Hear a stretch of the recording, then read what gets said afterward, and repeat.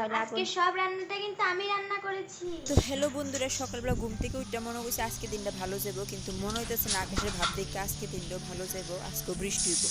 তো বন্ধুরা, আজকে আমার ছোট বোন তাই বলে রান্না করব, মাছের তরকারি রান্না করব। জানি না, ভগবান জানে এই তরকারিটা জানি খাইতাম পারুম কি পারতাম না। তো যেটাই হোক, মাছের পেঁয়াজি করবো। তো মাছের পেঁয়াজি করতে যা যা লাগে, পেঁয়াজ, ধনিয়া, মরিচ, যা যা লাগে সব কিছু দেওয়া হয়েছে। তাই সব কিছুই নিজেই জোগাড় করছে। জোগাড় করে ওপর মাছের পেঁয়াজি করবো।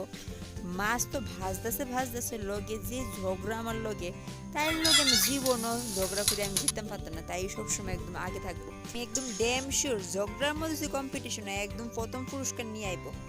তো সেটাই হোক, এখন তো এই কয়েকদিনে বৃষ্টিতে ত্রিপুরার অবস্থা তো একদম ভীষণ খারাপ। ত্রিপুরা একদম জলে টলমলো করতেছে। জানি না এই বৃষ্টি কবে যে থামবো। তো তাতে থামে লেগে ভালো। তখন মাছের পেঁয়াজি করতেছে, লগে ডালের বড় করবো। সব কিছু আজকে নিজেই করতেছে। টেস্ট করলে বুঝন যাবো যে কিরকম হয়েছে তরকারি। দেখতে তো এমনিতে ভালোই লাগতেছে। আমি একটু নাড়া দেবো। দেখো, না না দরকার নেই। তখন টেস্ট করে দেখি বন্ধুরা কিরকম হয়েছে মাছের পেঁয়াজি আর ডালের বড়া।